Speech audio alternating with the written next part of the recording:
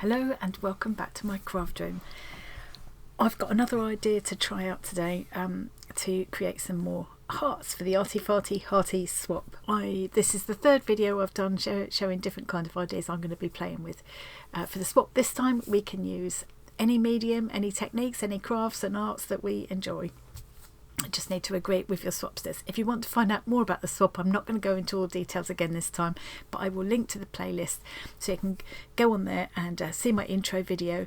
You'll also find my link tree in the description box, and from there you can find your way to the Facebook group and or the Discord community. You're very welcome to join both, and those are the places you need to go to find your swapsters if you want to join in. So basically all the information you need about it is in the description box. What I'm going to do today is play with another idea.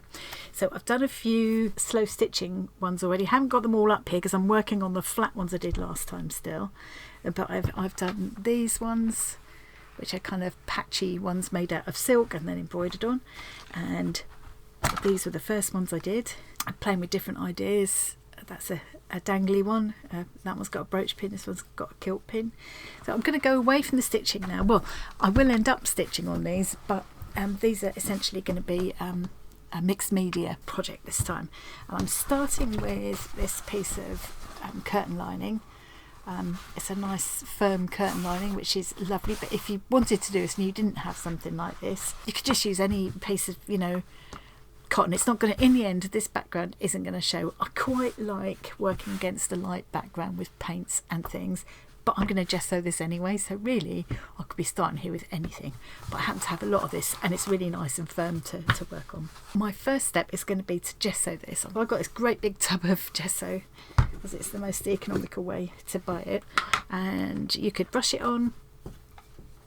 I'm going to spread it around with this. This is one of these things you get in like a decorator shop. In fact, actually no, I think I've got these in a pack. So I've got 2 sizes here, but I think there were 4 or 5 sizes in the pack. It was really cheap. It was in the pound shop.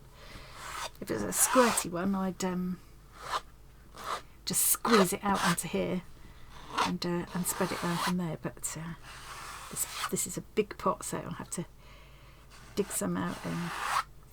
So I'm putting a reasonable coat of it on there, but not too thick, so I don't want it to take forever to dry.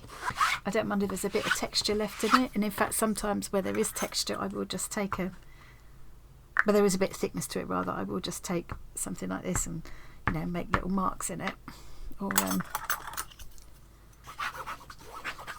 it's quite fun doing things like that because those will show through in future layers.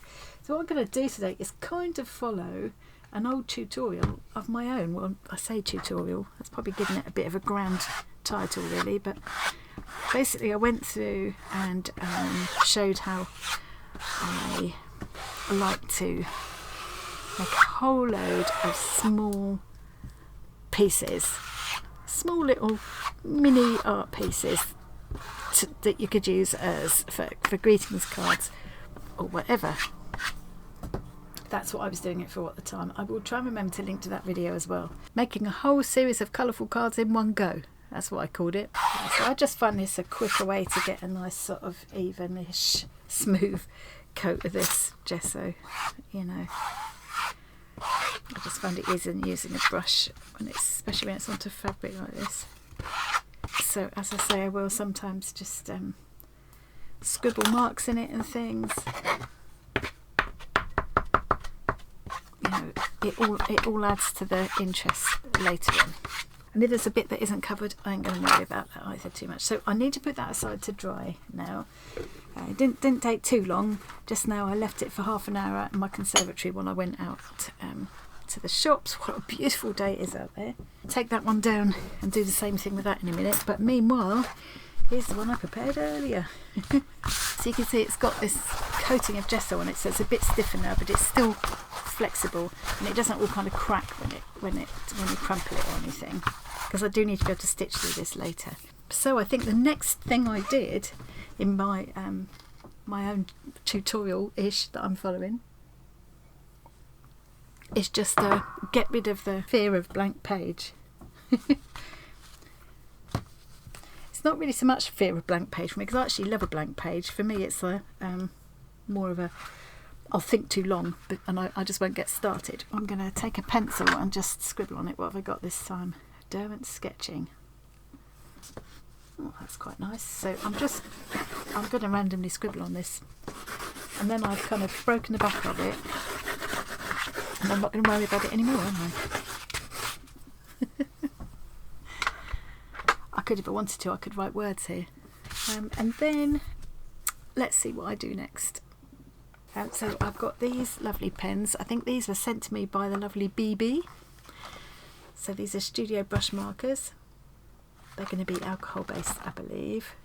The one thing to bear in mind is that some things will move if later layers are wet, and some things won't. And I don't really mind either way, because I'm just adding layers of colour and pattern and stuff to these. And then I've got this gorgeous set of acrylic markers that Jen sent me for my birthday, these Artex acrylic markers. And I saw Zoe Heartist using these, and she did an amazing job. She's just had this huge set of a manga set sent to her from Artex to try out, and oh, she did a beautiful piece with that.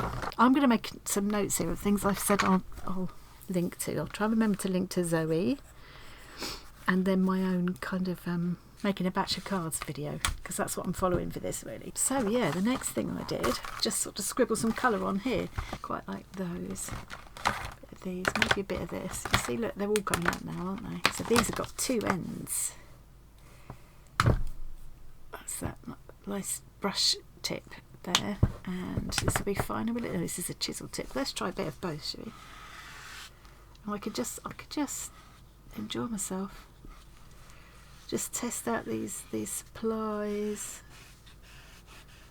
And now this sketching pencil that I just used first by Derwent is obviously one of those that's designed to move with water, I guess.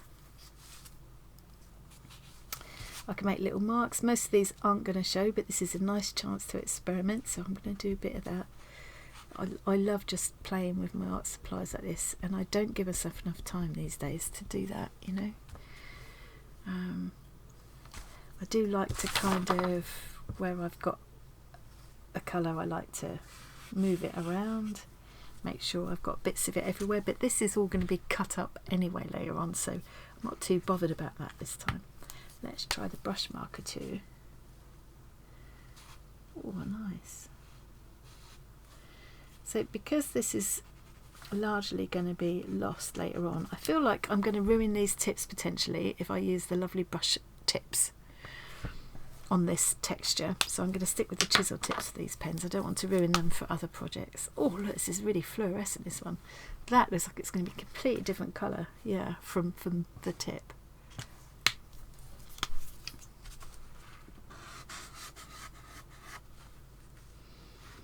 So you can see there is absolutely no rhyme or reason to this at the moment. I'm just adding splashes of colour wherever. Oh, what happens if I go one over the top? You do not have to be an artist to do this kind of thing, obviously. What's it like if I hadn't have used the gesso? There's some bits here that aren't. Yeah, it is harder to... It's definitely worth having the gesso first. I know this looks ridiculous at the moment, but trust the process. Oh, look, that makes it go orange as you go over it. I know you probably think, if you're watching it, if you're still watching this and haven't thought, oh, blimey, and clicked off by now. First, thank you. Second, you probably think I'm a bit mad now. Thinking, what on earth does she think she's doing? Certain marks, certain kinds of patterns and marks I like to do a lot. I like making this little kind of almost like a hash sign, and I also like just doing lots and lots of lines like this. Oh, it's a lovely colour green. Which is just like being a kid again. Just play, play, play. Knowing that an awful lot of this is just going to get covered up again, so you don't need to worry about it. I don't think there's really any stage of this process where you need to worry. that's that. I'm going to see what I do next now. Quite nice following my own tutorial. Looks like the next thing I did was have a little experiment with some brush eggs, which didn't do what I wanted it to do. But that did make me think I've got a little bit of IPA in here, isopropyl alcohol. So I'm going to try squirting that around the place a bit, because as these are alcohol based, it might have an interesting effect on them. Or it might do nothing at all. Let's see. Oh no, it's quite interesting. Doesn't do a huge amount. Oh, also I should have a window open in here. Right, I've also got a bottle of water with me as well. And now I'm going to do a bit of collage. That's the next thing I was into. So at this point in the one I'm watching, because I'm aiming to make little squares or rectangles, I've used masking tape to mask them off, and I've started to look at each one as an individual rectangle now, and sort of just begin the process of, you know, making sure there's a certain element in each one. But oh, that's interesting how that's going now. Quite nice to get a bit of drippage. I need to make sure I get some drippage in at some point. So I'll probably go away from my original tutorial at this point, because I'm not looking at these as individuals yet. I want to end up with a nice colourful piece of material that I can then cut into heart shapes, and I will probably cut myself a heart shaped kind of almost stencil or yeah, like a cutout, so that I can hold it over and see where I'm going to cut the hearts. But that's a way down the line yet. So the next step is to do a little bit of collage. I'm just going to, now I've got this beautiful piece of tissue which I just got wrapped around my art swab that I just had from Jodie. I think I only opened this a couple of days ago, and I thought, oh, I'll save that in my collage drawer. Well, I think the colours will go nicely. We've got what I've got in mind, because I do want some black to be involved in this eventually as well. I've got a bit of tissue here that I've saved from the wrapping on something, and I've got one of these napkins which I love. Been hoarding these for a while. So I'm going to stick some little bits of these around, and I will, although I'm not looking at individual sections yet, I will make sure I've got a bit of them kind of everywhere. I'm going to use Mod Podge to do my, thank you Jen for the Mod Podge,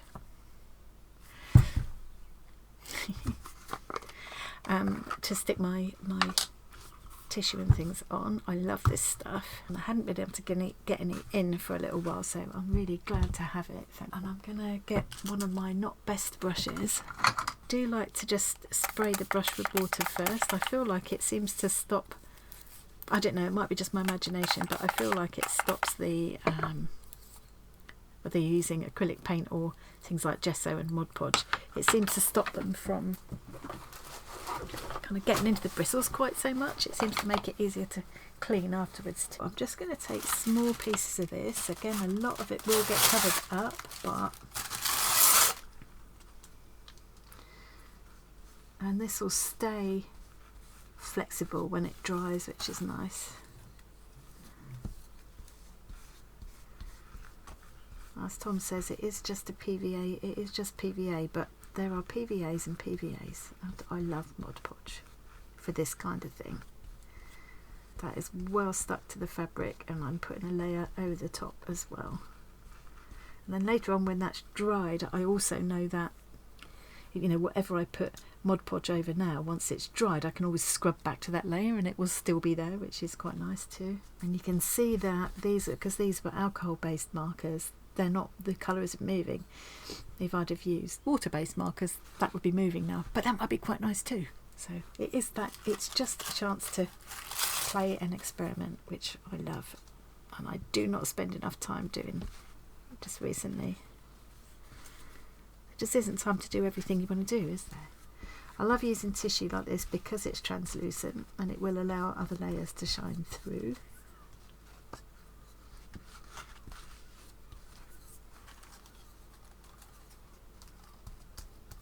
If I get a bit of a wrinkle in the tissue, I don't mind, that bit of texture will be nice.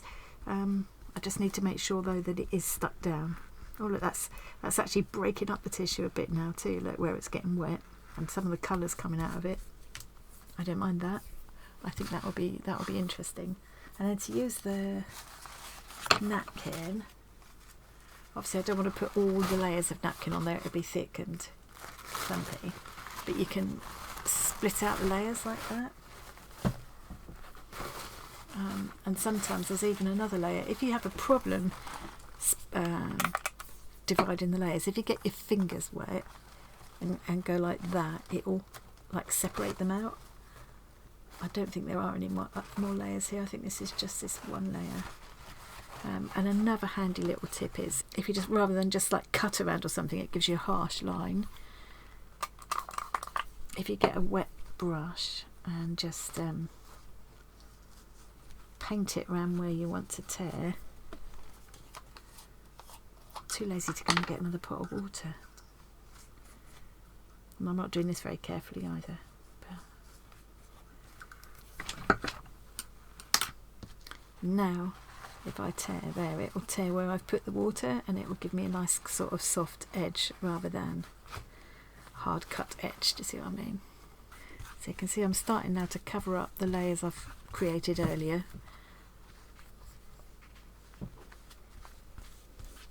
And that having that soft edge to the napkin means it just kind of fades away, almost as if it's not even a napkin, it's kind of printed onto the fabric. I don't want that edge there, so again I'm going to, I've lost my brush, I'm going to just tear that away. And those aren't going to be recognisable as teacups anymore, really, but I still think they look pretty. I want a bit of that up here because I don't really like that hard edge there. And I'm not really thinking, other than to kind of not have harsh edges, and to make sure I've got things, you know, spread around. I'm not really giving it much thought.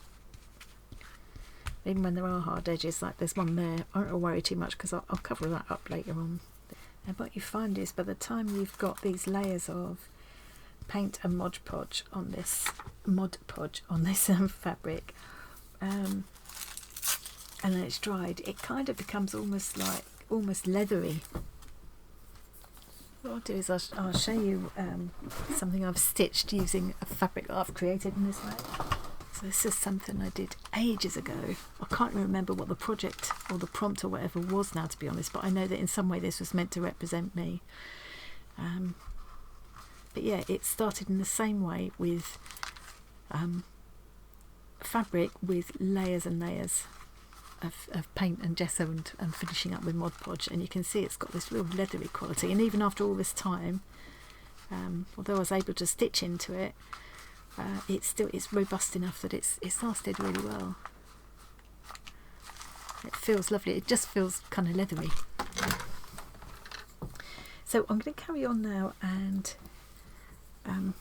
do some more collaging over this piece till I've got little bits kind of all over, but still showing through some of the previous layers, and then I'll be on to the next stage. I'll be back then. Okay, I'm going quite far away from my original video that I was following along with,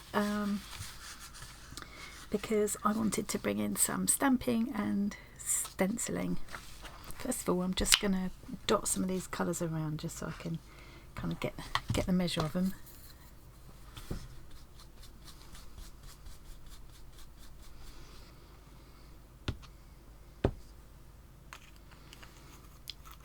Ooh, I love that limey green that you get when you mix those. Now, because there's so much Mod Podge underneath here, I could probably, if there's a bit there where I wish I hadn't been quite so heavy-handed, I should probably be able to scrub back. Okay, like that, and get back to kind of where I was a bit if I think I've just gone a bit mad. I'll go back to that layer that was underneath where the Mod Podge was. These stamps as well, so I think I'll try just painting onto them.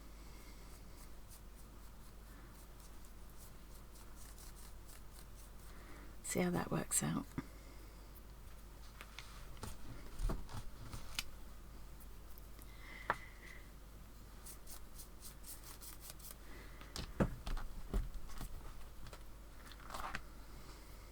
Sort of starting to think about getting 4 areas, seeing if I can get 4 hearts out of this, so kind of making sure I dot all these little elements around.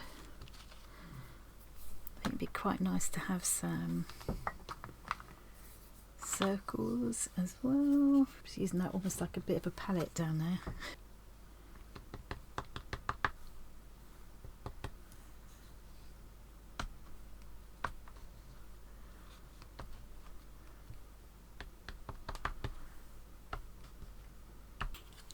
And I've got another stamp here.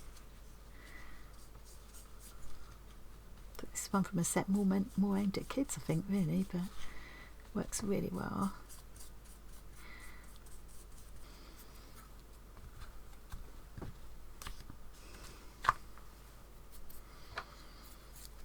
Like I want some bits of black around the place as well now, and I want to bring maybe a little bit more of the blue in.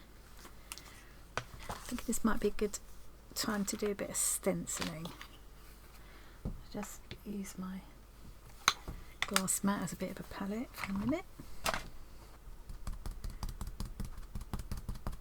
Before I use it on the stencil, I might just see what it looks like if I just dab it down.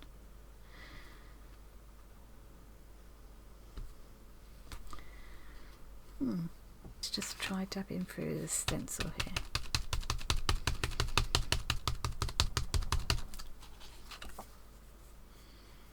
I'll just give it a bit of contrast. I feel like maybe I want to mix up a little bit of a paler blue.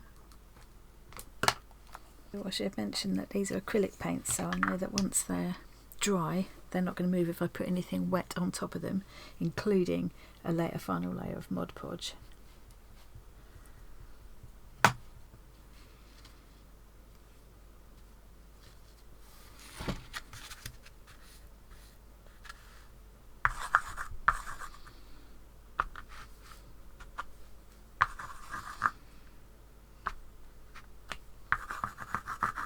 Okay, so that is what I've got at the moment. So now I'm going to dry all that off, have a bit of a clean up, and then I'm going to do pretty much my finishing touches with these acrylic markers, and then probably a coat of Mod Podge over the top to seal everything. Okay, I'm all cleaned up and that's all nice and dry now. I gave it a blast with a hairdryer. And you can see, even though I've got all those layers of paint and things, it's still pretty flexible, and I'm still going to be able to stitch into that. It won't be the easiest thing to stitch into, and if it's problematic, I would just punch holes first with my pokey tool.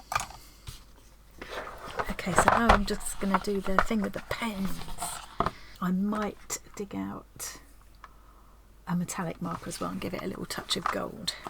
So this is where I'll just add little marks and things. I'll add spots of colour where I think I need it, and the marks I'll kind of blend from one area into another to sort of start to mix everything together.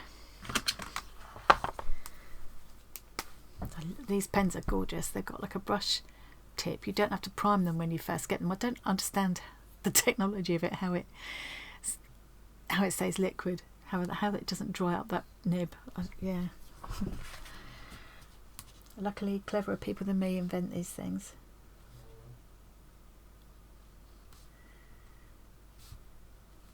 Take that over to there.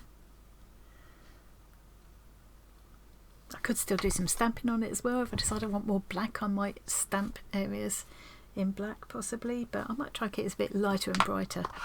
Such a dense black, that is really, really dense, which is lovely.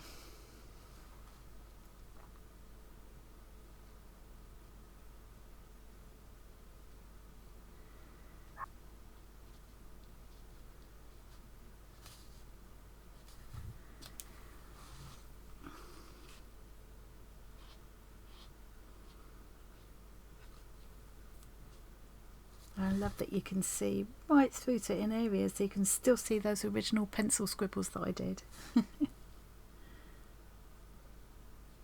What I'm doing here, I'm just going to carry on doodling all over this, doodling into the spaces that I've created until I decide I've had enough of that.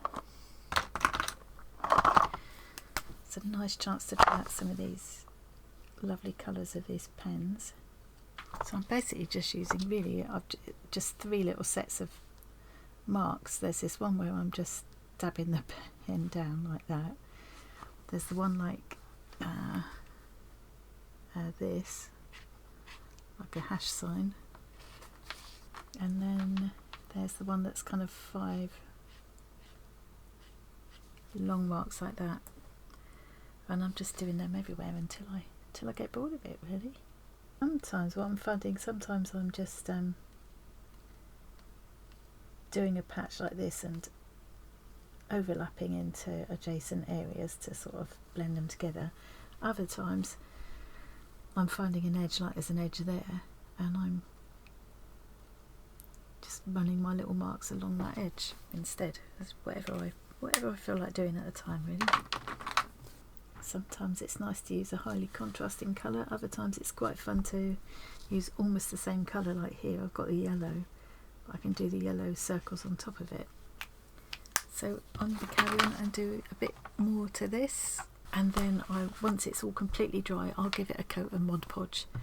This is a matte Mod Podge, so it won't make it shiny, but it does give it a little bit of a sheen. And then once that's done, then I'm going to cut myself out a template to decide where I want to cut the hearts. So I'll be back in a minute. Still slightly tacky, but I think dry enough for me to keep going. So I've added some gold, this Pilot gold marker. Really makes a lovely, I wonder if I can catch some of it. Makes a lovely gold shine. And I also use my Uniball Signo Broad to add some small white dots and things and little scribbles here and there. And then I did a layer of Mod Podge, which is now almost dried. So now what I've done is cut out a heart template. So there's a large one, and you can see, I mean, it does look like a bit of a mess just like that, but once you just cut a small piece of it, I don't know whether to go for this size or even go a size smaller. So I'm talking about just cutting out that bit on the inside. I'm tempted to go a size smaller because I just think I'll get more out of it, and the more you hone in on a small area, I think the better they look, really. And what I've got to remember is to keep kind of turning it around and looking at it from a different point of view, and as you haven't got to go straight on, you can angle them however you like. And once you start holding up this little window, like that bit, I love that bit.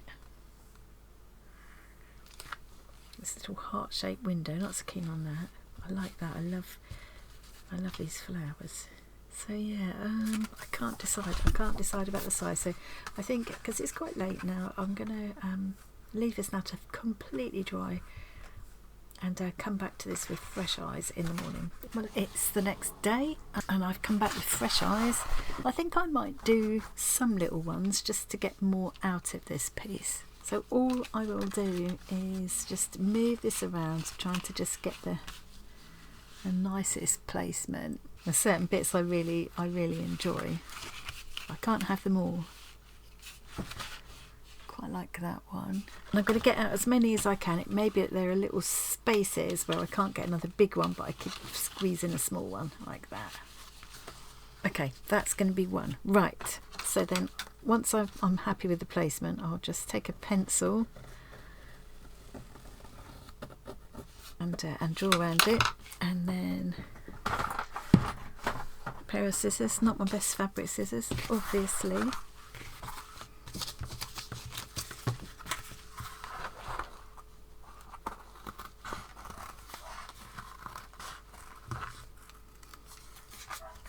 I think this is a good size, but some little dinky ones would be good as well, rather than, you know, waste it. You can see that it's now surprising how little has come through, isn't it?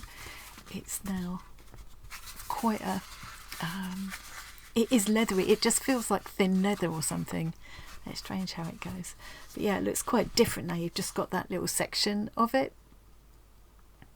So all of that, you know, earlier on where I was thinking, oh, this looks really, you just got to trust the process.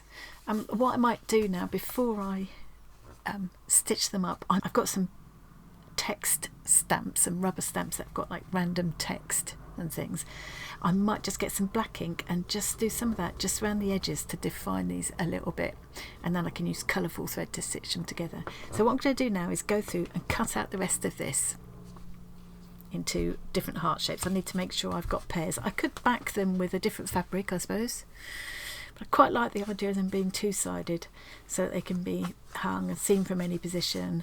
Yeah, I finished cutting all of these hearts. They're in pairs, and they didn't come out exactly matching, so I had to trim around a bit. So I've actually numbered the pairs on the inside. That's number 1, that's number 4, so that they go together, so I know the right pairs go together in case they get split up during the next part of the process.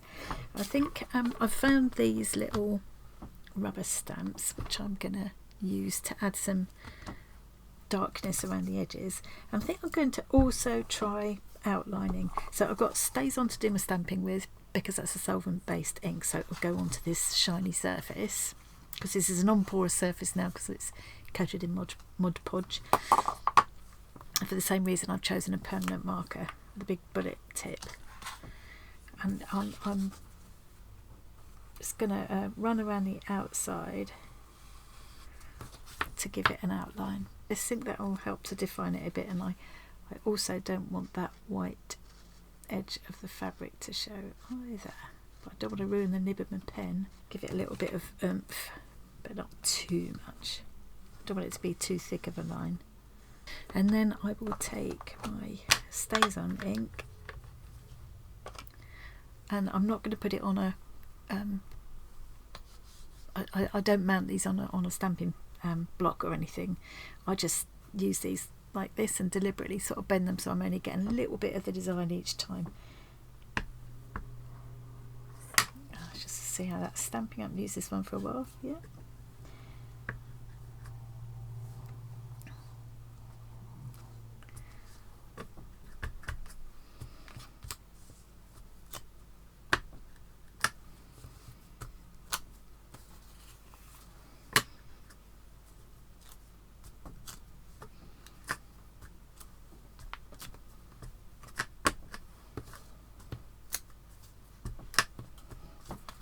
Let's try one of these others.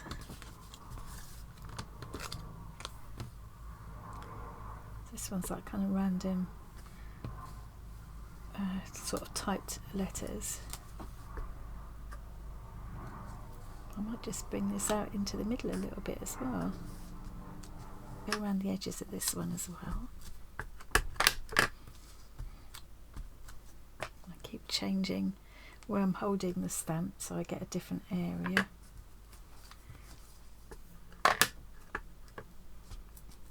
So that's that pair ready. So yeah, I'm going to go through and add my sort of black touches now to the rest of these pieces. I can't remember exactly where I left you. I think I was going to go away and outline all of these. So I've got them all piled up together in their pairs. I've got the numbers of each one written on the back, so these have both got number 5 on, so I know they match up. I've outlined all of them and added a bit of the black stamping to all of them, and now it's time to start stitching them together. So I've decided to make it easier on myself by pricking holes first, sort of even holes all the way around. So now I'm putting them face to face, which is how they'll kind of match up. So now I can see the holes more easily, and I'm going to prick the same holes through to the other side. So I've got this this is my stamping mat. I shouldn't be treating it like this really, but it's so useful for so many things. You can see it's in a terrible state. I've had it a long time though. So now I've got this sort of fairly stout needle. What I couldn't find was my sharper version of this, my pokey tool. I don't know what I've done with it. It's one of those things I always used to just have it here on my desk because I use it all the time. So I don't know what's going on there, but so I'm having to use this, but it was hurting my finger, so I've now got a thimble out and I'm just lining it up where I want it to go and then pressing it down with the thimble.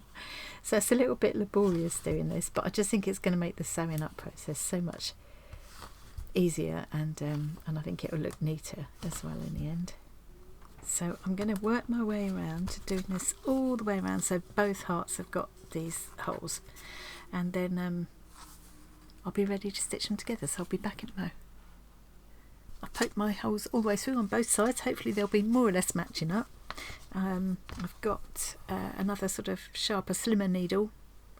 I didn't want to force this one through those little holes with its larger head, because I don't want to risk kind of splitting. I don't think it will. It's pretty durable, but I thought this one would be better, so I've gone for that. And I just thought, as a little extra touch, I'm going to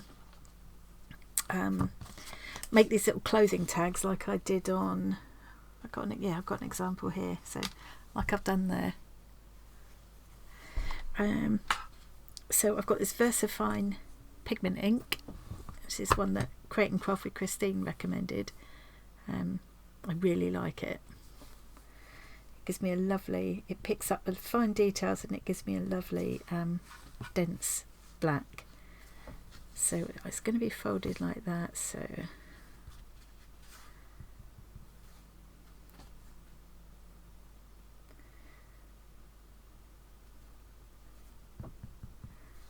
it's just a little kiss. And I think a Pritt stick is going to be enough to hold that in place for me.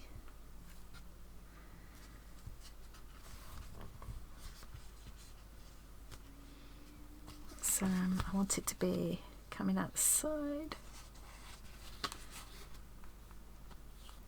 Could have done with being even a touch closer to the fold, actually. So I'll remember that for next time, but that'll do for now. Yeah, so that's how it'll look. I get so ridiculously fussy about things sometimes. So let's put my first clip there just to hold that together while it's set in. They still don't match up absolutely perfectly, but I'm not going to worry about that. I'm going to leave a stuffing space on the straight edge. I just think that's an easier point to leave the gap. Got an assortment of bright colour threads. I thought I'd go for this limey green with this one. Always love these zingy, citrusy colours like this. Okay, and I'm going to start on the inside. And I could do an overstitch here, or a blanket stitch. The same holes will work whichever one I decide to do, so should we try a blanket stitch with this one? Yeah, I think the blanket stitch is probably good. I might experiment with just doing an overstitch next time though. I think I'm going to need to get this under my nose to be able to see what I'm doing, because I'm at arm's length here under the camera, so I will carry on stitching around this now. Blanket stitching all the way.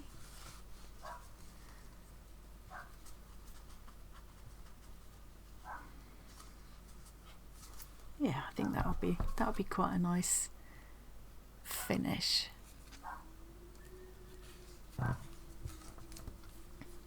Hold the edges nicely together to take my stuffing. I think you could do it if you've got a good sturdy sharp needle. You probably could do it without punching the holes first, but I just think I want to enjoy the actual stitching bit, and I won't if I'm struggling to get it through the holes or worrying about it coming out in the right place on the other side. Just wondering if I can get rid of these clips, because actually they're really annoying me. I have got the holes there, so it should. Let's try taking this one off and experiment. See if I really need that clip there. Because with the holes pre-punched, I probably shouldn't need it.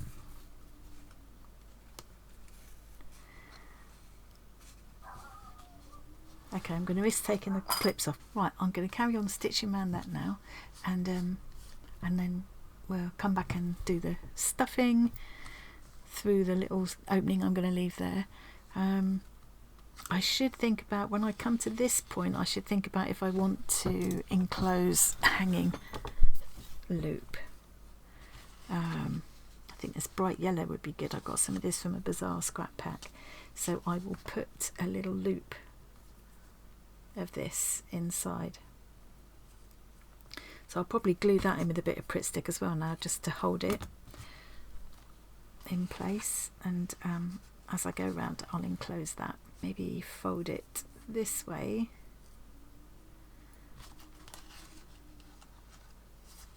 There we go.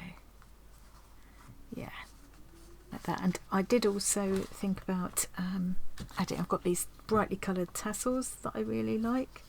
I think I could enclose one of those in as well. I think that would be really fun. Go look at both sides. I quite like that for this one. So I think that will probably get enclosed on the inside when I come round to there, so I need to remember, and I need to slot this in when I get to that point. I'm not going to stick them in now because they'll just annoy me dangling around while I'm stitching, but I'll remember that in a minute I get to it. And this one, this will end up going with another one further down the line. I've still got lots of other ideas to try yet. Okay, so I'm going to carry on stitching around this now. I'll be back when I'm ready to stuff. There we go. I finished stitching all the way around, enclosed my ribbon loop in there and my pom-pom on the bottom. You could definitely add more things to this. You could add more stitching into the, because it's relatively easy to stitch into. It does help to make the holes first, but yeah, you could definitely stitch things that you could stick sequins and things on. You could stitch a button through it. You could do, you know, there's all sorts of things you could do with this. I'm going to be leaving it at that, and I'm just going to stuff it now. I could definitely get one of my permanent markers and perhaps initial it somewhere discreetly, or you could put the date on it or whatever. So I'm going to stuff this with some of my orts, these that I use for doll making, stuffing dolls, just to help me get that into the that sort of rounded part of the heart. It's so weird how this goes. It sort of feels almost like a pliable cardboard, yeah, leathery feeling stuff. It's just, yeah, it's very satisfying. I could definitely have added a patch to this as well, or I thought about doing a kind of a mended broken heart theme, and then if I was going to do that with this one, I'd probably cut a slit in it and put something behind and then stitch over, something like that. Such a funny old mixture with my orts jar. It's not really just orts anymore. It's any tiny snippets of fabric like that are really too small to do anything else with wind up going in with all the threads and things. That's about enough. Maybe one more little bit. Used up some more orts there. Some more bits and pieces I've been stashing for some time, and I've tried out some paints, art supplies that I haven't used for ages. Yeah, I'm quite happy with that. Now I've just got to sew up this opening. I don't know if I've got quite enough thread left.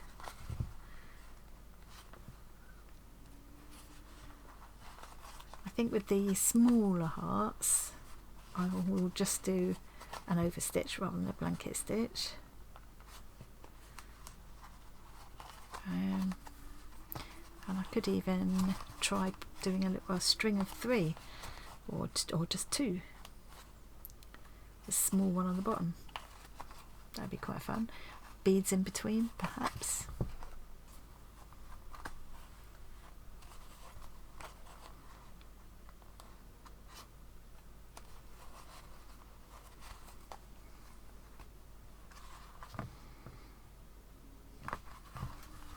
I'm just going to go into that.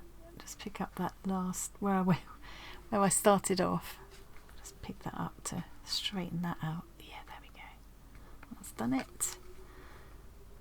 Make a little loop knot at the end and take that needle back inside the heart. I'm going to take it inside and then out the other side here. That'll be the easiest thing. I don't want to make a hole in the fabric of it.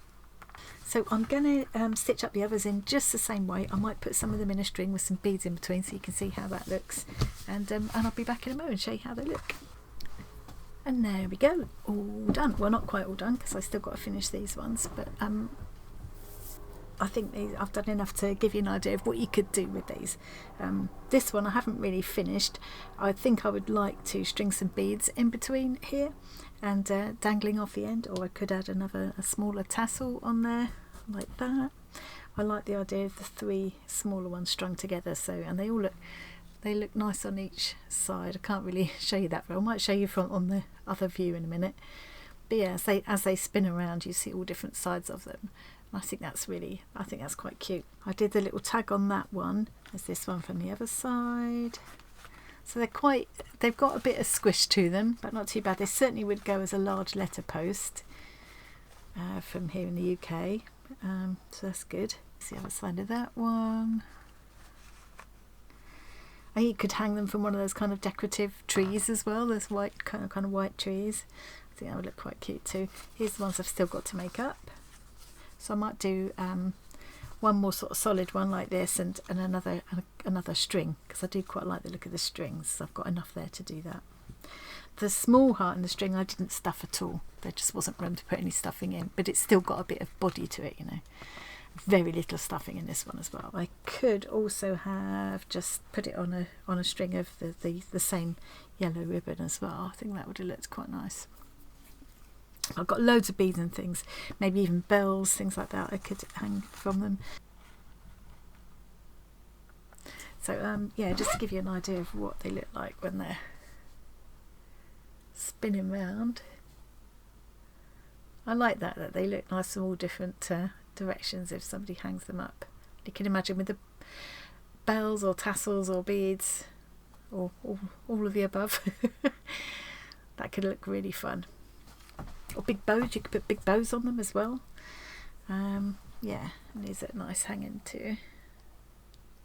So before I go, one more thing that kind of fits in with this is I think I have just received my first heart swap. So let's push all of these to one side a minute and go in. And I even think I know who this is from. So let's have a look. I'm going to take you back to the desk one more time and we'll have a look. I'll be able to know at a quick peek if it is who I think it is. Yes, it is. It is. This is from Maggie Morris, the lovely Maggie Morris. If you're in our Facebook group, you'll be very aware of her. And she's in lots of the groups and things as well. Her embroidery work is absolutely beautiful. I've shown lots of it on this channel before. And she wanted to send out some hearts because she loves making them. But she didn't want anything in return. She's just doing it as a kind of, you know, just because giveaway. Oh, love the card. Love that colourful card. Look at this. It's going to be fab. I know. Oh, look. Oh, yeah. Enjoy from Maggie Morris. Oh, thank you, Maggie. Oh, look, it fits in with my colour scheme as well. Look.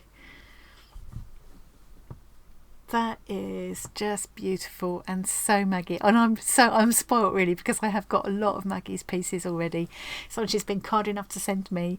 Also gave me in person when we met up last year, and some she's actually donated as giveaways, which I've been gradually giving away at our live streams. Must be coming up to do another one soon, I guess. That is absolutely gorgeous. Look at the work in it. It's very typical of what Maggie does, where she patches a piece of fabric onto a background and then just stitches away and stitches away to her heart's content.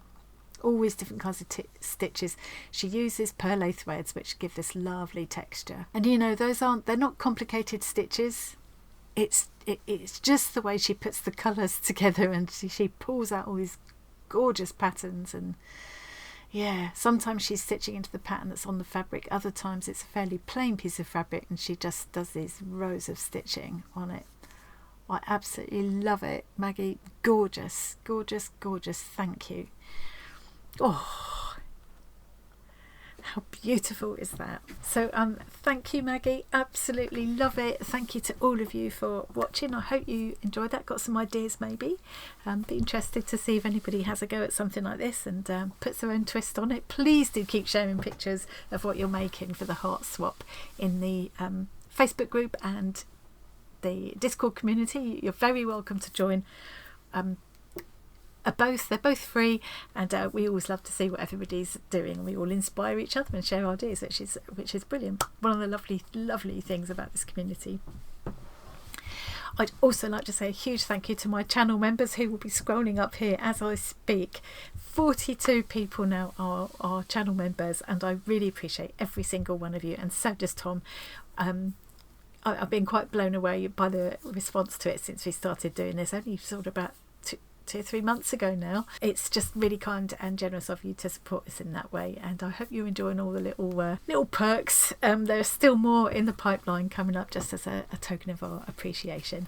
Thank you also to everybody who supports us just by watching the videos and leaving a like and commenting, and by subscribing. Subscribing is still free. You can see a join button and a subscribe button, I think should be down here somewhere. So the join button will pop up a window that will tell you all about what's involved in being a channel member, and the subscribe button, you just click it. Doesn't cost anything, you just click it and you're subscribed, and it all helps. So thank you very much. So that's it from me for today. Don't forget Saturday. Oh yeah, it'll be tomorrow by the time this video goes out. Tomorrow, Saturday the 5th of April, from 8 p.m. to 10 p.m. UK time. Join us for Arty Farty Party Night. It's our once monthly live stream. There are lots of lovely things to give away, which is always fun. If you were one of my regular viewers and for some reason you're not going to be able to join us, but you'd like to go into the draws, just private message me in Discord or email me. Linktree in the description box will give you everything you need to know, and I can pop your name in the virtual hat, because I don't want my regular viewers to be missing out just because it's difficult. It sometimes some time zones make it very difficult to join us, and sometimes life just happens and you've got something else on, so that's never a problem. So just give me a shout if that's you. Right, quite enough waffle now. I dread to think how long this video is going to go. See you again soon, hopefully tomorrow.